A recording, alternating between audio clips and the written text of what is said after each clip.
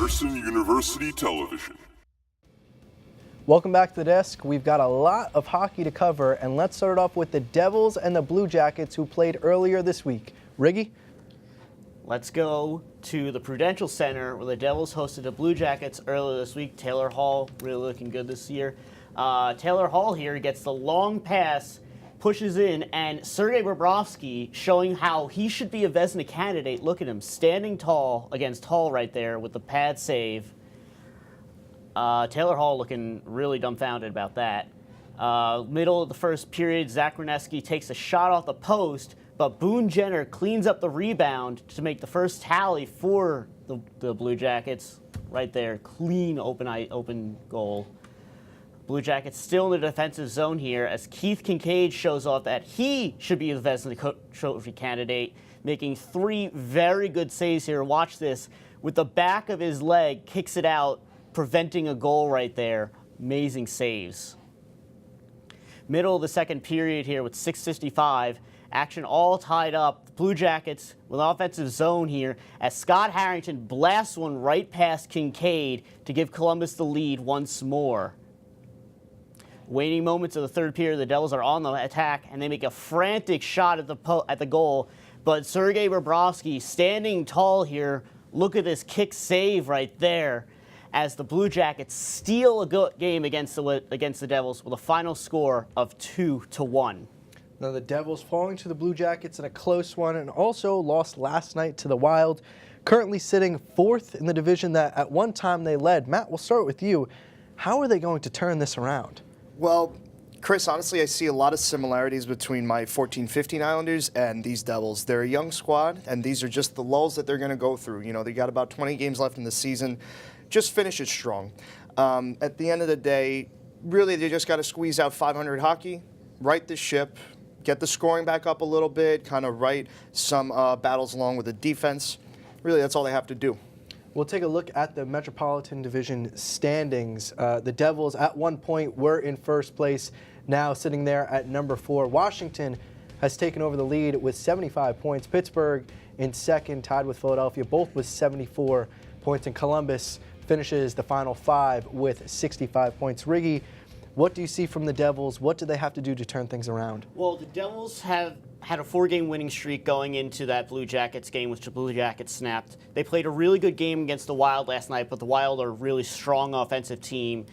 The Devils just need to figure out what their game is. The last 2 games, they've played really well, but it's just little puck handling, little puck movement. You saw that second goal that the Blue Jackets scored. It was just a point shot that no one decided to pick up, and that ended up being the game-winning goal. Josh, what do you see from the Devils?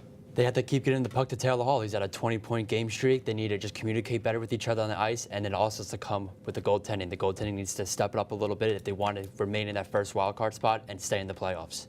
Now, the Devils made history last night with a trade to the New York Rangers, something that just sounds weird to even say.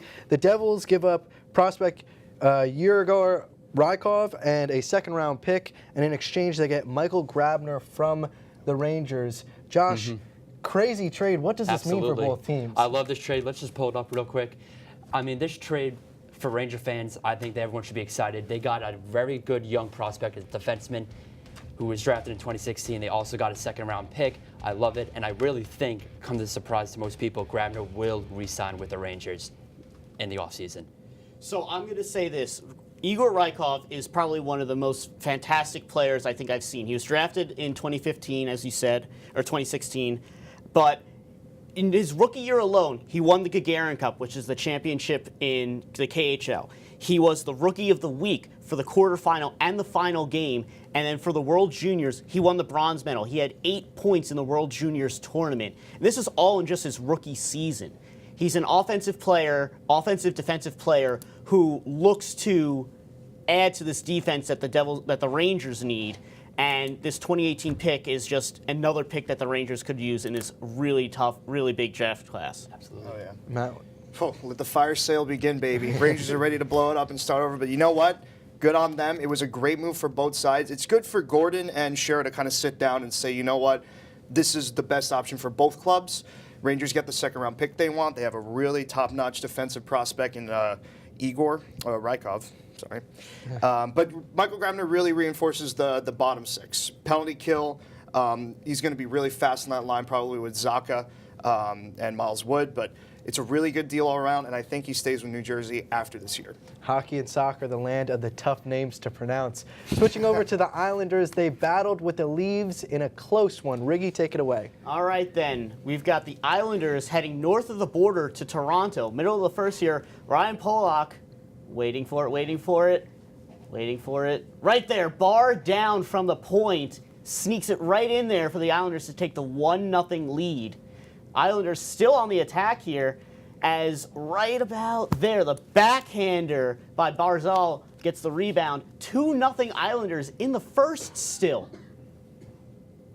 But the Leafs aren't going to hold on here as they go on the attack. Mitch Marner holding. He scores. He adds another goal to his already impressive season, cutting this lead in half. We're still in the first period. We're picking it up here in the third. The Islanders looking really shaky here as they give up another goal. Morgan Rielly goes bar down as the Leafs tie up the game here with 2 goals apiece. But the Islanders have a few tricks up their sleeve as Jordan Eberle here, watch this, backhanded off a defenseman for the Leafs into the goal. The Islanders take a 3-2 lead. Under 4 minutes to go here in the third. The Leafs are showing that they can do anything the Islanders can do. The Leafs bounce the goal puck off an Islanders defender. They tie it up with under 4 minutes, and we're going into a shootout here. We see Tyler Bozak scoring right through Halak as they take the lead in the shootout. Right here, Tavares, the last hope for the Islanders, goes left, goes right, and he hits the pad as Anderson wins the game. The Leafs win 4-3. Matt, just for you, our Islanders expert, as you could say, will they be able to hold on to the end and sneak into the playoffs? You want to be optimistic, but we're going to take a look at the wildcard standings right here, and things are starting to kind of figure their way out. So New Jersey holds that spot with a 5-point lead. Columbus and New York. Columbus, I thought, would be a seeded team. They would have to be a lot better, but tied with the Islanders at 65 points. You have Carolina sneaking in there. Florida's won 5 of their past 6 games. They have games in hand. So this is just probably going to play out till the last game of the season. Can they do it? And it kills me. I don't think so. General Manager Gard Snow has made no indication that he's going to make a trade. His club desperately needs one, but they have the philosophy of stocking these picks. They want to draft players this year. Unless a move is made, I don't see it. It's going to be a tough one for the Islanders. That's all the time we have for this episode of WP Sports Desk. Thank you to our analyst, crew, and our studio manager, Al Clarke. From Studio B in Hobart Hall, I'm Turner-Demondo. We'll see you next time.